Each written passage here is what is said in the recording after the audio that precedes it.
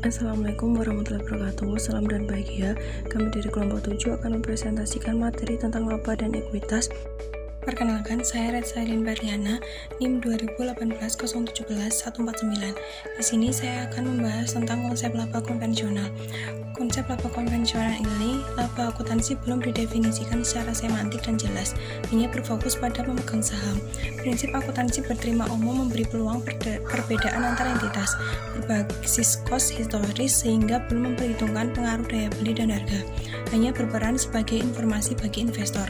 Yang selanjutnya, makna laba. Dalam konsep ini berkaitan dengan masalah makna apa yang harus diletakkan oleh perekayasa pelaporan pada simbol atau elemen laba sehingga laba bermanfaat dan bermakna sebagai informasi. Pemaknaan laba secara semantik ini pada akhirnya akan menentukan pemaknaan laba secara sintaktik, yaitu pengukuran dan penyajian. Yang pertama, pengukuran kinerja, yang kedua, konfirmasi harapan investor, yang ketiga, estimator laba ekonomik. Yang selanjutnya yaitu konsep laba dalam tataran semantik. Laba adalah kenaikan aset dalam suatu periode akibat kegiatan produktif yang dapat dibagi atau didistribusikan kepada kreditor, pemerintah, pemegang saham tanpa mempengaruhi keutuhan entitas pemegang saham semula. Karakteristik umum laba ini ada 3. Yang pertama, kenaikan kemakmuran yang dimiliki atau dikuasai suatu entitas. Yang kedua, perubahan terjadi dalam suatu kurun waktu sehingga harus diidentifikasikan kemakmuran awal dan akhir. Yang ketiga, perubahan dapat dinikmati, didistribusi, atau ditarik oleh entitas yang menguasai kemakmuran asalkan kemakmuran awal dipertahankan. Laba dan kapital. Kapital dapat diasosiasikan dengan sediaan atau jasa potensi. Jadi, kapital dapat dipandang sebagai sediaan kemakmuran pada saat tertentu. Sedangkan laba dapat diasosiasikan sebagai aliran kemakmuran. Jadi, laba dan aliran potensi jasa yang dapat dinikmati dalam kurun waktu tertentu dengan tetap mempertahankan tingkat potensi jasa mula-mula. Yang selanjutnya, konsep pemerintahan kapital. Konsep ini dilandasi oleh gagasan bahwa entitas berhak mendapatkan kembalian atau imbalan dan harapannya kapital yang tertanam selalu berkembang. Konsep ini memiliki arti penting atau konsekuensi yang saling berkaitan. Yang pertama, membedakan antara kembalian atas investasi dan pengembalian investasi. Yang kedua, memisahkan dan membedakan transaksi operasi dengan transaksi pendanaan dari pemilik. Yang ketiga, menjamin agar laba yang dapat didistribusikan tidak mengandung pengembalian investasi. Yang keempat, memungkinkan penentuan jumlah penyesuaian kapital untuk mempertahankan kemampuan ekonomik awal periode. Yang kelima, memungkinkan penggunaan berbagai dasar penilaian untuk menentukan tingkat kapital pada saat tertentu. Yang keenam, memungkinkan penerapan pendekatan aset kewajiban secara penuh dalam pemaknaan laba sehingga angka laba akuntansi akan mendekati angka laba ekonomik. Baik, selanjutnya saya akan melanjutkan presentasi dari Mbak Retsa. Di sini saya akan menjelaskan tentang konsep laba dalam tataran sintaktik. Salah satu penjabaran makna laba secara sintaktik adalah mendefinisikan laba sebagai selisih pengukuran dan penandingan antara pendapatan dan biaya. Ada 3 pendekatan dalam pengukuran laba. Yang pertama, pendekatan transaksi.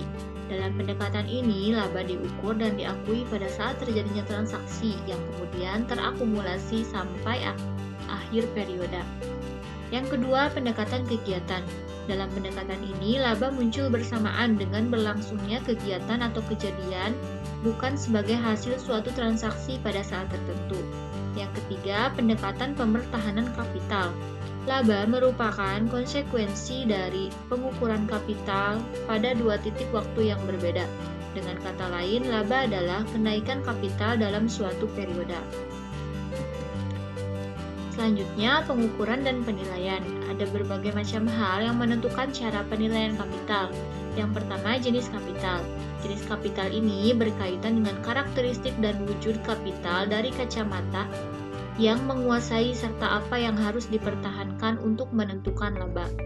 Yang kedua, skala pengukuran. Skala pengukuran adalah unit pengukur yang dapat diletakkan pada suatu objek sehingga objek tersebut dapat dibedakan besar kecilnya dari objek lain.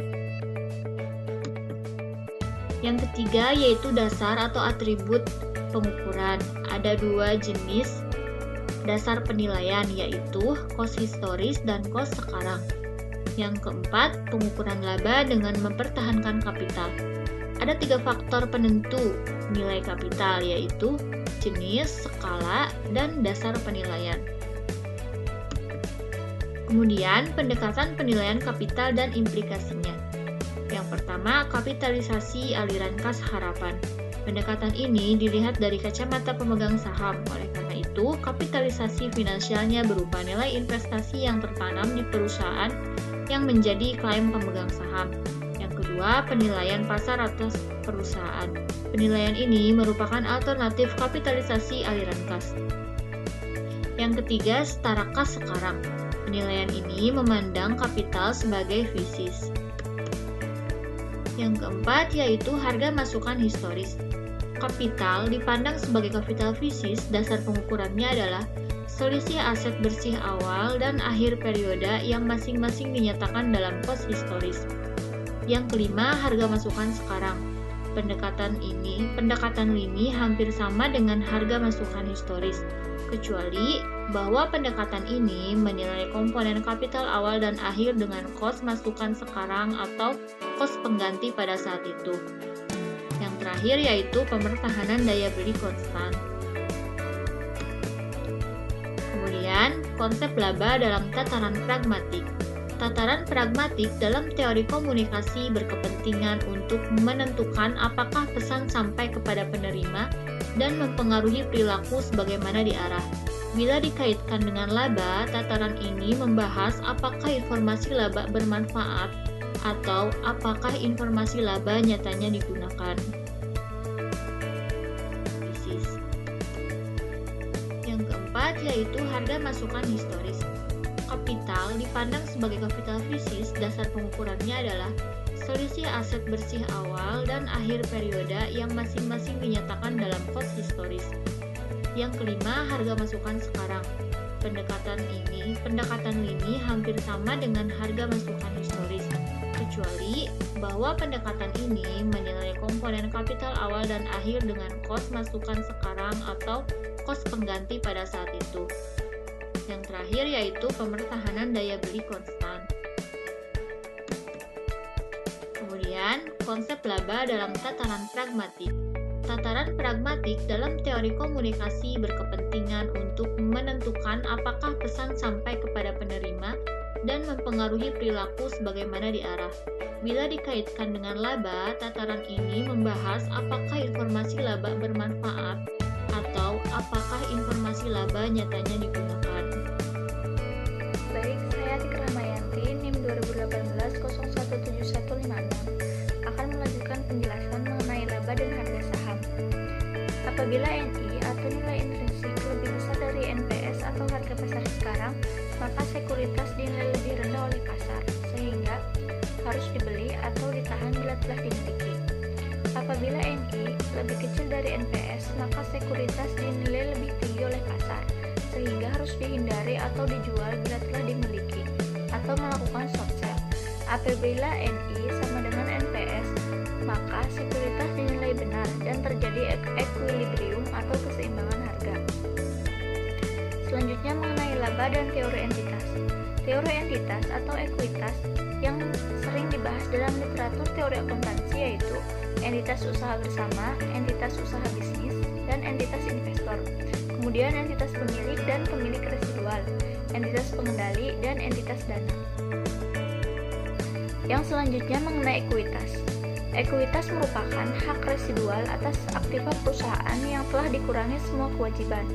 Ekuitas didefinisikan sebagai hak residual untuk menunjukkan bahwa ekuitas bukan kewajiban. Itu berarti ekuitas bukan pengorbanan sumber ekonomi masa mendatang. Selanjutnya, tujuan penyajian ekuitas. Yang pertama, menyediakan informasi kepada yang berkepentingan tentang efisiensi dan kepengurusan manajemen. Yang kedua, menyediakan informasi tentang riwayat serta prospek investasi pemilik dan pemegang ekuitas lainnya. Yang ketiga, menyediakan informasi tentang kewajiban yuridis perseroan terhadap para pemegang saham dan pihak lainnya. Yang selanjutnya, komponen ekuitas pemegang saham terdiri dari modal setoran dan laba ditahan.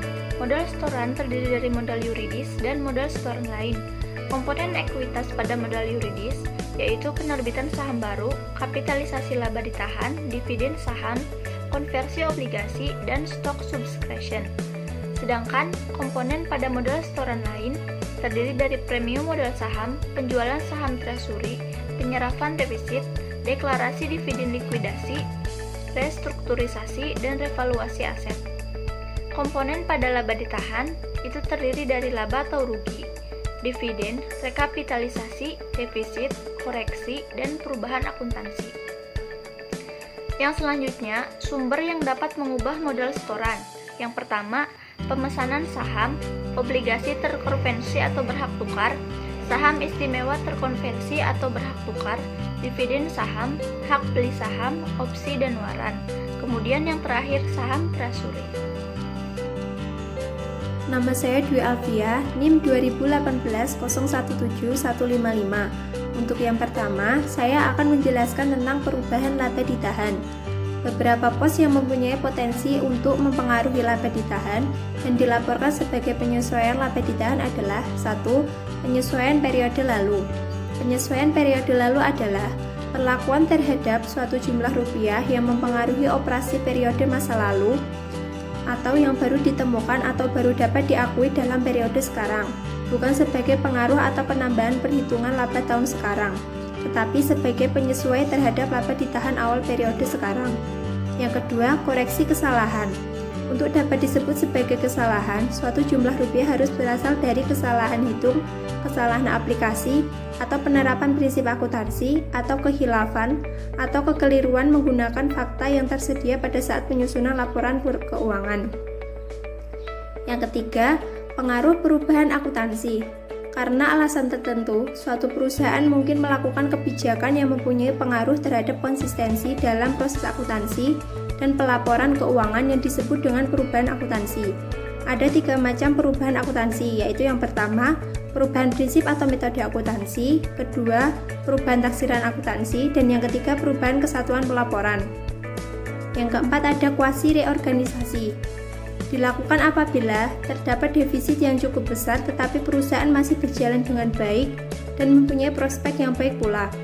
Hal ini dilakukan untuk mengatasi keadaan yang disebut bangkrut secara teknis, sehingga perusahaan bebas dari kemungkinan bangkrut atau PD secara hukum yang mengarah ke likuidasi. Selanjutnya, penyajian modal pemegang saham. Urutan penyajian kewajiban dan modal pemegang saham dalam neraca sebenarnya menggambarkan urutan perlindungan dalam kondisi perusahaan mengalami defisit. Urutan penyajian menggambarkan urutan penyerapan, sedangkan dalam kondisi likuidasi, urutan penyajian menggambarkan urutan perlindungan yuridis bagi para penyedia dana dalam terjadi likuidasi. Selanjutnya ada perincian laba ditahan.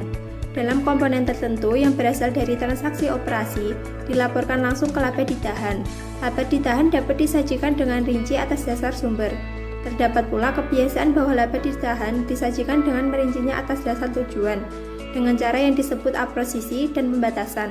Ada 2 cara dalam perincian, yaitu 1. Perincian atas dasar sumber, dan yang kedua ada perincian atas dasar tujuan penggunaan. Laba komprehensif. Pemisahan yang tegas antara transaksi operasi atau non-pemilik dan transaksi pemilik yang berakibat pemisahan secara tegas antara modal setoran dan laba ditahan mempunyai konsekuensi bahwa segala perubahan yang berkaitan dengan operasi dalam arti luas dilaporkan melalui statement laba rugi. Hal ini menjadi landasan penyajian laba dengan 1.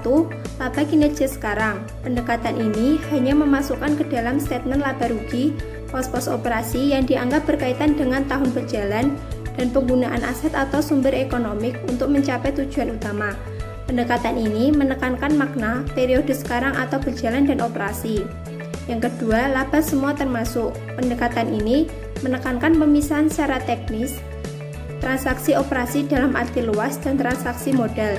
Dengan kata lain, yang diperhitungkan sebagai modal dan disajikan melalui statement laba rugi adalah semua pos-pos akibat transaksi non-pemilik.